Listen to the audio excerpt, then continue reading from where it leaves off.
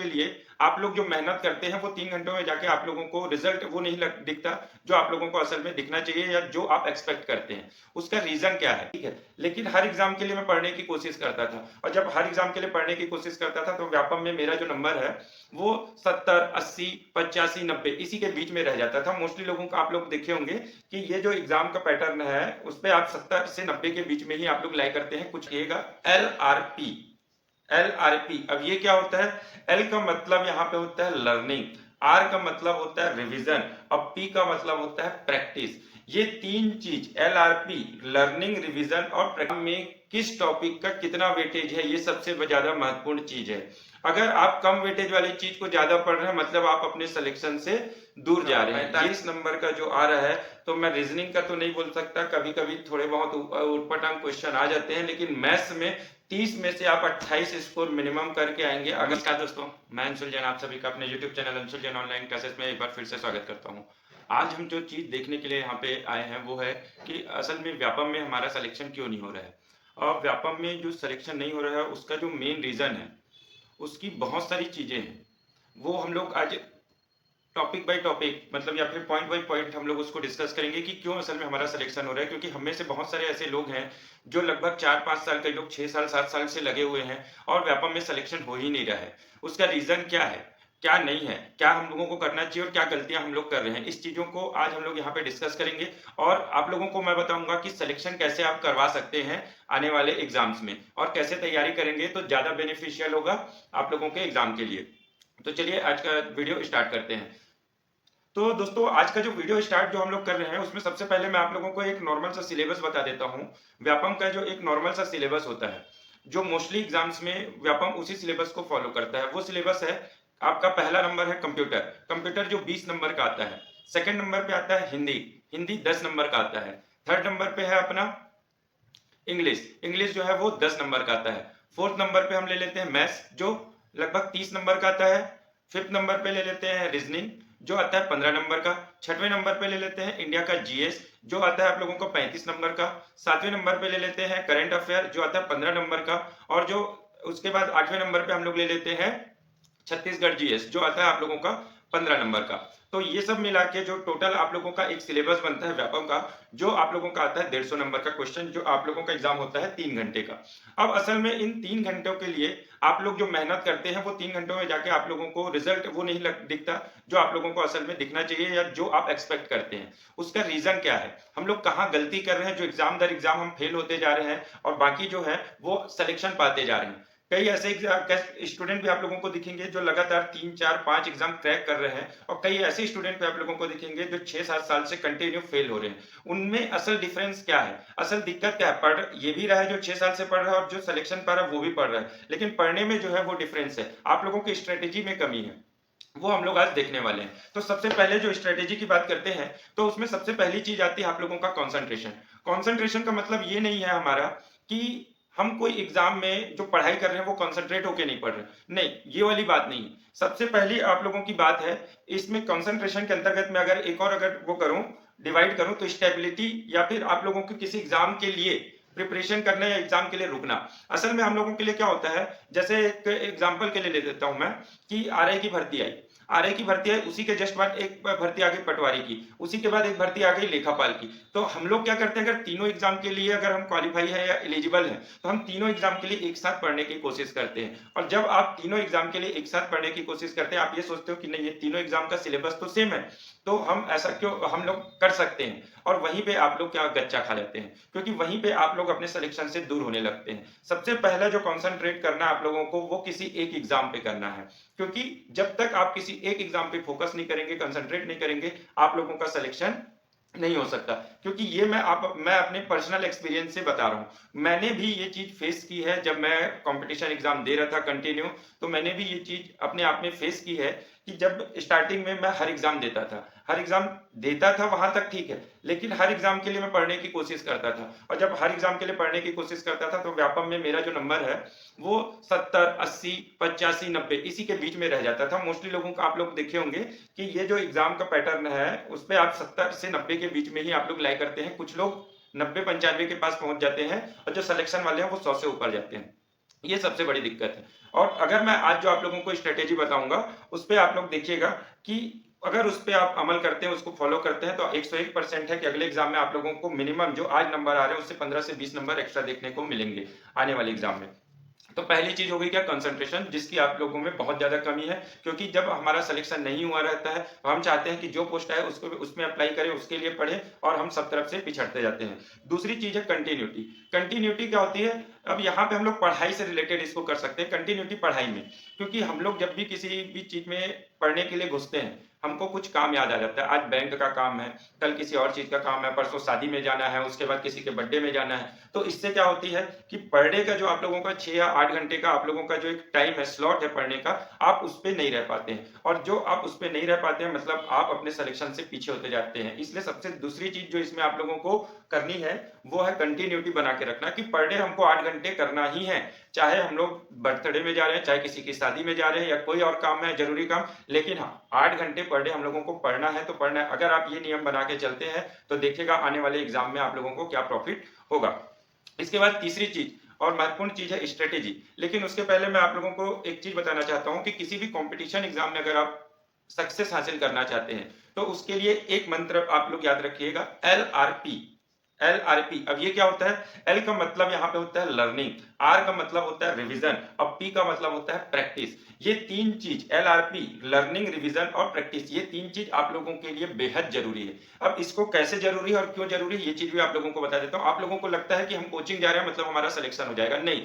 Coaching सिर्फ एक guidance देती है, आप लोगों को बताती है कि आप लोगों को क्या पढ़ना है, कैसे पढ़ना है, लेकिन कोचिंग सिलेक्शन नहीं करवाती। सिलेक्शन आप खुद करते हैं, आपकी पढ़ाई करवाती है आप लोगों को सिलेक्शन।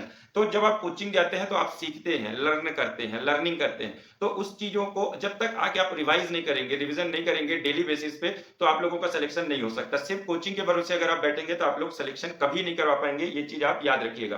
तो जो कोचिंग में सीख के आ रहे हैं, घर में आके आकर उसका रिवीजन करना बहुत जरूरी है। और तीसरी चीज इसमें जो आती है वो होती है प्रैक्टिस, कि हम मॉक टेस्ट दें। जो टेस्ट सीरीज चलाते हैं कोचिंग सेंटर्स, बहुत से कोचिंग सेंटर्स हैं जो टेस्ट सीरीज चलाते हैं। एग्जाम मार्केट में बहुत सारी बुक्स, ऑब्जेक्टिव बुक्स अवेलेबल है, तो जो आप पढ़ रहे हैं उसके उस टॉपिक से रिलेटेड ऑब्जेक्टिव डेली बेसिस पे सॉल्व करें। तो ये क्या होगा, जो आप लोग पढ़ रहे हैं उसका रिफाइन होते जाएंगी। और हर 10 दिन बाद जो आप पिछला पढ़े हैं उसको रिवाइज कीजिए वापस से, कि 10 दिन पहले मैंने क्या पढ़ा था। जब आप ये चीज करने लगेंगे तो कुछ चीजें आप लोगों की ऐसे ही सुधर जाएंगी और आप सिलेक्शन के पास पहुंच जाएंगे।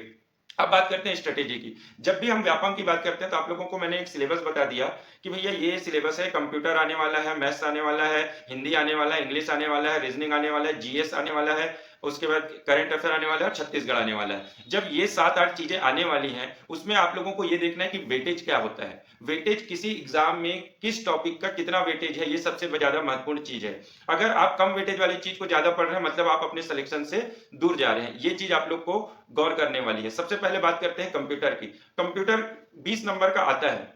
एक नॉर्मल सी चीज याद रखना, कंप्यूटर कितने नंबर का आता है? 20 नंबर का। एक कंपैरिजन मैं आप लोगों को बता रहा हूं। और उसके बाद हिंदी आता है 10 नंबर का, और 10 नंबर का आता है इंग्लिश।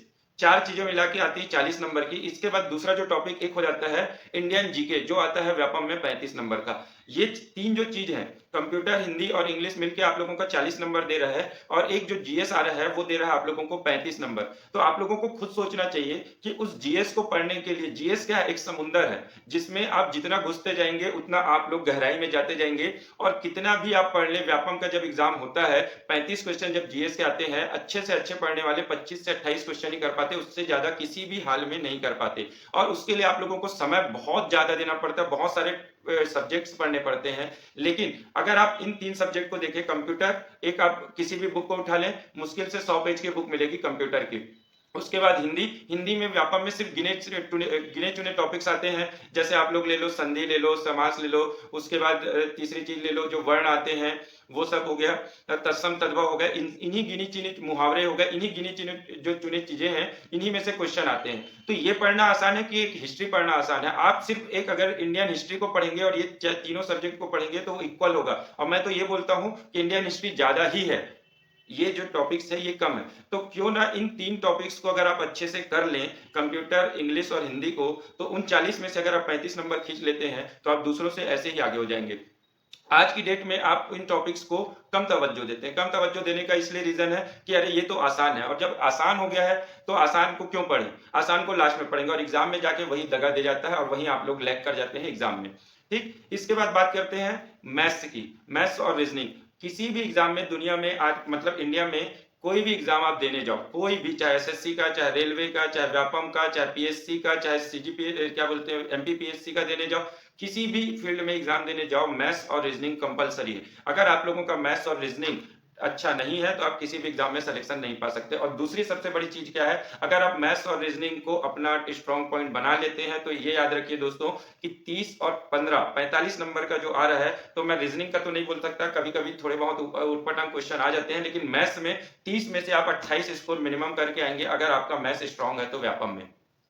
अब खुद सोचिए, अगर जो चीज कंफर्म नंबर आप लोगों को दे रही है और जो चीज आप लोगों को नंबर कंफर्म नहीं दे रही है, जहां पे अनिश्चितता ज्यादा है, आप लोग उसको ज्यादा पढ़ते हैं। आप लोग जब एग्जाम की तैयारी करते हैं, 3 महीने एग्जाम के बचे हैं, तो 3 महीने से आप 2 से ढाई महीने तो सिर्फ जीएस पढ़ते हैं, इंडियन जीएस और छत्तीसगढ़ जीएस। और जब इन चीजों को देख रहे हैं तो आप लोग ऐसे ही अपने जो सिलेक्शन से है वो पीछे जाते जा रहे हैं। इसलिए मैं जो बोल रहा हूँ, आप लोगों को हो सकता है लगे कि हम ये थोड़ा सा डिफरेंट वे है, लेकिन अगर इस वे में चलोगे, इस स्ट्रेटेजी को लेके चलोगे, तो आप लोग एग्जाम में नंबर देखना कैसे इंक्रीज आप लोगों को होते हैं। मतलब पहली प्राथमिकता आप लोगों को जो देनी है वो देनी है कंप्यूटर, हिंदी और इंग्लिश। ये 3 टॉपिक को एक बना लीजिए। ये एक हो गया बंच आप लोगों का। दूसरा बंच हो गया मैथ्स और रीजनिंग का। यहां से आप लोग अपने नंबर्स गेन कर सकते हैं।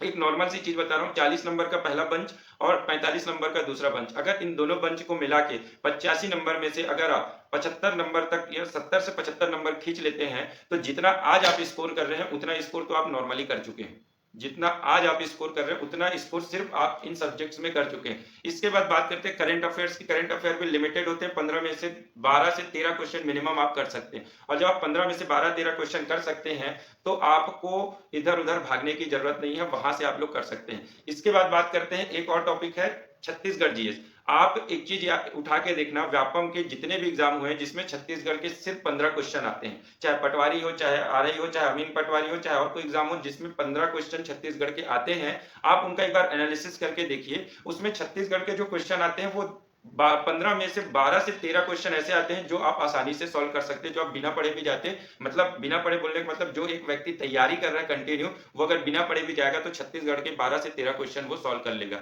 इस टाइप के क्वेश्चन आते हैं व्यापम में। और आप उन 2 क्वेश्चन जो बचते हैं उसके लिए आप एक-एक 2-2 महीना दे देते हैं, और जहां आप वो 1-2 महीना देते हैं वहीं आप गड़बड़ कर देते हैं। मैं ये नहीं बोल रहा हूं कि आप लोगों को इंडियन जीएस को नहीं पढ़ना है या छत्तीसगढ़ जीएस को नहीं पढ़ना है, नहीं, उनको भी पढ़ना है। उनको जैसे अगर आप 8 घंटे पढ़ रहे हैं पर डे, मैं एक चीज बता रहा हूँ, पर डे अगर आप 8 घंटे या 10 घंटे पढ़ रहे हैं, मान लेता हूँ 10 घंटे आप पर डे पढ़ रहे हैं, तो 5 घंटे आप जीएस को दीजिए और 5 घंटे इन अदर सब्जेक्ट्स को दीजिए, जिसमें आप लोग 2 से 3 घंटा मैथ्स पढ़िए। और उसके बाद जो बचते हैं 2 घंटे, उसमें आप लोगों को कंप्यूटर, हिंदी, इंग्लिश इनका रिवीजन करते जाना है। जब आप ये पैटर्न फॉलो करेंगे तो आप लोग देखेंगे आप लोगों का नंबर कैसे धीरे धीरे इंक्रीज हो जाएगा। मतलब आप 3 महीने में आप अपने कम से कम 25 नंबर आप स्ट्रॉन्ग कर सकते हैं या फिर इंक्रीज कर सकते हैं, सिर्फ इस वे को फॉलो करके। सिलेक्शन अगर व्यापम में चाहिए तो इन सब्जेक्ट्स को आप लोगों को फोकस करना पड़ेगा। और किसी भी जो एग्जाम में सिलेक्शन पाया है, जो भी कोई भी स्टूडेंट होगा आप लोगों के आसपास, उसको पूछना कि आप व्यापम में सिलेक्शन कैसे पाए, तो वो खुद आप लोगों को बता देगा कि भैया मैंने ये सब चीजें को फॉलो किया है। और जो चौथी चीज है, स्ट्रेटेजी के बाद जो मैंने चीज नहीं बताई थी, एक चीज है एनालिसिस। एनालिसिस जो है वो सबसे जरूरी चीज है। किसी भी एग्जाम को जब आप देने जाने वाले हैं, किसी भी एग्जाम का नोटिफिकेशन आया तो उसके पिछले प्रीवियस 5 एग्जाम्स के आप लोग मिनिमम, पहले भी तो एग्जाम हुए उसके 5 एग्जाम्स के क्वेश्चन देखिए, उसका पैटर्न देखिए कि उसमें किस सब्जेक्ट में किस टॉपिक से ज्यादा क्वेश्चन पूछता है। वो होता ही है हर एग्जाम में कि फलाने टॉपिक से हमेशा क्वेश्चन आएगा, तो उन टॉपिक्स को आप पहले प्रिपेयर कीजिए। जब आप उन टॉपिक्स को पहले प्रिपेयर कर लेंगे तो आप लोग देखेंगे कि आप लोग कुछ नंबर आपके ऑलरेडी पक्के कर चुके हैं, क्योंकि वो टॉपिक से क्वेश्चन अभी भी आने वाला है। और जब अभी भी आने वाला है तो भैया वो टॉपिक सब बनाएंगे तो हम क्यों पीछे रहें। जो क्वेश्चन सब बनाते हैं उन क्वेश्चन को अगर आप नहीं बना रहे हैं तो आप एग्जाम में पीछे हो रहे हैं। और अगर जो क्वेश्चन को बहुत कम लोग बनाते हैं वो क्वेश्चन अगर आप कर गए, वो टॉपिक आप कर गए, तो आप लोगों का सिलेक्शन श्योर शॉट हो जाता है। यही अंतर होता है एक सिलेक्टेड कैंडिडेट, एक नॉट सिलेक्टेड कैंडिडेट में, कि आप लोगों की जो स्ट्रेटेजी है वही आप लोगों को आगे और पीछे करती। पढ़ाई आप सब कर रहे हैं, आपके बाजू वाला भी पढ़ रहा है और आप भी पढ़ रहे हैं, लेकिन बाजू वाले का सिलेक्शन हो रहा है, आपका नहीं हो रहा है। उसका रीजन वही है कि वो एक रणनीति के तहत पढ़ रहा है और आप बिना रणनीति के तहत पढ़ रहे हैं। आप सिर्फ एग्जाम देने जाना है और हमको सिलेक्शन पाना है, आप ये सोच के चल रहे हैं, लेकिन वो सोच रहे हैं कि मेरे को इसी पोस्ट पे सिलेक्शन पाना है। और जब आप उसी पोस्ट के लिए पढ़ते हैं तो आप लोगों का सिलेक्शन जो है वो बहुत पास आ जाता है, आप सिलेक्शन करवा जाते हैं। यही जो कुछ चीजें हैं, इनको मतलब आज का एक सार अगर मैं निकाल के दूं, इन अगर टॉपिक्स का एक सार निकाल के दे दूं मैं आज के पूरे वीडियो का, तो उसका सार है कि स्ट्रेटेजी आप लोगों को बहुत ही तगड़ी बना के रखनी है। और स्ट्रेटेजी में क्या करना है, सबसे पहले एनालिसिस करना है कि किस टॉपिक से कितना आता है और किस टॉपिक का सिलेबस कम है और वहां से मैं ज्यादा नंबर गेन कर सकता हूं। ये सबसे महत्वपूर्ण चीज है कि टॉपिक का सिलेबस, कंप्यूटर का एक मुट्ठी भर का सिलेबस है और उसके बाद हिंदी का एक मुट्ठी भर का सिलेबस है, इंग्लिश का मुट्ठी भर का सिलेबस है, उतना ही सिलेबस आप लोगों को करना है। आप लोग जीएस में मरे जा रहे हो, जीएस पढ़ो पढ़ो पढ़ो और लास्ट में क्या होता है, जीएस में ही आप अटक जाते हो और उसके चक्कर में आप कंप्यूटर, हिंदी, इंग्लिश के भी क्वेश्चन गलत करके आ जाते हो और अपना सिलेक्शन वहां पे रोक लेते हो। इन्हीं सब चीजों को आप ध्यान रखिए। तो आप लोगों का जो सिलेक्शन है, मैं आप लोगों को गारंटी देता हूं आने वाले 2 से 3 एग्जाम के अंतर्गत आप लोग सिलेक्शन पा लेंगे, ये आप लोगों को मैं गारंटी दे रहा हूं। लेकिन इसके लिए आप लोगों को डेडिकेशन दिखाना पड़ेगा, रणनीति करनी पड़ेगी, एनालिसिस करना पड़ेगा। तो आई होप कि मैं आशा करता हूं कि भैया आप लोगों को जो चीजें हैं जो मैंने आज अपने वीडियो में आप लोगों को बताई, वो आप लोगों को समझ आई होंगी, आप उस चीज को समझ पाए होंगे कि मैं क्या बोलना चाह रहा हूं आप लोगों को। अगर आप लोग इस चीज को समझ पाए होंगे तो आप लोग देखिएगा आने वाले एग्जाम्स में आप लोगों का सिलेक्शन कैसे होगा। क्योंकि ये मेरा खुद का पर्सनल एक्सपीरियंस से मैं बता रहा हूँ, खुद का एक्सपीरियंस है मेरा कि सिलेक्शन जब मेरा नहीं हो रहा था तो मैंने किन किन स्ट्रेटेजी को फॉलो किया, लोगों से बात किया, तो मैंने जब कंसंट्रेट किया था तो मेरा सिलेक्शन हुआ था। और आप लोगों को ये चीज बता रहा हूँ, एक कहानी भी बताता हूँ जो मेरा सिलेक्शन की कहानी है। उसमें क्या हुआ था कि जब मैं सिलेक्शन के लिए पढ़ रहा था तो उस समय मैंने देखा कि एसीएफ का फॉर्म आया हुआ था, सीजीपीएससी का एसीएफ का जो एग्जाम होता है उसका फॉर्म आया हुआ था, मैंने फिल किया, मैंने उसके लिए पढ़ना चालू किया, बुक्स ले आया, पूरी बायो की, इसकी उसकी सब पढ़ने लगा। और जब पढ़ने लगा तो मेरे को कॉन्फिडेंस आने लगा। लेकिन क्या हुआ, उस समय वो एग्जाम पोस्टपोन्ड हो गया। एग्जाम जब सीजीपीएससी एसीएफ का पोस्टपोन्ड हुआ और मैं उसके लिए बहुत पढ़ चुका था तो मैंने उसको पढ़ना छोड़ दिया। उसके बाद मैं बैंक की तैयारी में लग गया। अब जब बैंक की तैयारी में लग गया तो मेरा प्रीलिम्स का एग्जाम हुआ बैंक में, मेरा प्रीलिम्स पीओ का भी और क्लर्क का दोनों निकल गया। अब मेरा मेंस का एग्जाम था, मेंस का एग्जाम चालू ही हुआ, मतलब एग्जाम की प्रिपरेशन चालू हुई और नोटिफिकेशन आया कि भैया सीजीपीएससी एसीएफ का अब एग्जाम जो है वो होने वाला है, फलाना तारीख को होने वाला है, कि एक नोटिफिकेशन आ गया सीजीपीएससी एसीएफ के बारे में। और अब मैं असमंजस में पड़ गया कि मैं क्या करूं, क्योंकि सीजी एसीएफ का तो मैं तैयारी कर ही रहा था और जब एसीएफ का तैयारी कर रहा था और बैंक का भी इधर मेंस आ रहा था मेरा, तो मैं किस वे में भागूं, क्योंकि दोनों को मेरा प्रेफरेंस था।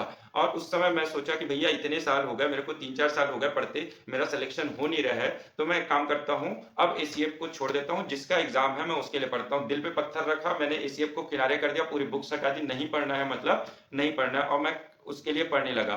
और जब पढ़ने लगा तो मैंने पीओ का इंटरव्यू दिया, मेंस भी क्लियर हुआ, पीओ का इंटरव्यू दिया और क्लरिकल में मेरी जॉब भी लग गई उसी टाइम। तो ये होती है चीजें, ये जो चीजें होती है, अगर मैं एसीएफ को पढ़ा होता तो मैं इधर भी नहीं लगता, मेरा बैंक का भी नहीं लगता और मैं इधर पीएससी में भी हो सकता है कि मैं फेल हो जाता, जिसकी प्रोबेबिलिटी ज्यादा थी, क्योंकि मेरा जो दिमाग था वो डबल माइंडेड था। और एक एग्जाम लगा तो दूसरा भी, रेलवे भी निकल गया साथ ही साथ, क्योंकि रेलवे की भी प्रिपरेशन मैंने की थी या पीएससी की प्रिपरेशन अच्छे से की थी और मैथ्स मेरा स्ट्रॉन्ग था, इसलिए मेरा रेलवे भी निकल गया, ये भी आप बोल सकते हो। तो मैं आज रेलवे में आ गया। ये जो चीज है ये मैं पर्सनल एक्सपीरियंस से बता रहा हूँ। और मेरे जो आसपास के हैं, मेरे बहुत सारे दोस्त हैं जो सीजीपीएससी में कोई 10th रैंक लाया, कोई 12th रैंक लाया, कोई अभी डीएसपी है, कोई आबकारी अधीक्षक है, कोई कुछ है, कोई पटवारी है। तो ऐसे मेरे बहुत सारे फ्रेंड्स हैं, मेरे सर्कल के जो फ्रेंड सर्कल है उसमें की ही मैं बता रहा हूँ कि उनका सिलेक्शन हुआ है और उनका जो स्ट्रेटेजी है मेरे को पता है, क्योंकि वो मेरे साथ रहते थे, मेरे आसपास रहते थे, इसलिए मुझे पता है कि उन्होंने क्या तैयारी की है। तो आप अगर करना चाहते हैं, अपनी प्रिपरेशन, अपनी तैयारी करना चाहते हैं, तो इन चीजों को फॉलो कीजिए। ठीक है, तो उम्मीद करता हूँ आप लोगों को ये चीजें समझ आई होंगी। अब तो वीडियो को यहीं पे खत्म करते हैं और अगली बार डिस्कस करेंगे दूसरी चीजों पे कि सिलेक्शन के लिए और क्या क्या चीजें जरूरी है। तो थैंक यू गाइस, अगर वीडियो अच्छा लगा हो तो लाइक करें और चैनल को सब्सक्राइब कर लेंगे और वीडियो को ज्यादा से ज्यादा लोगों तक शेयर करें, जिससे ज्यादा से ज्यादा लोगों तक ये बात पहुंचे। Thank you guys.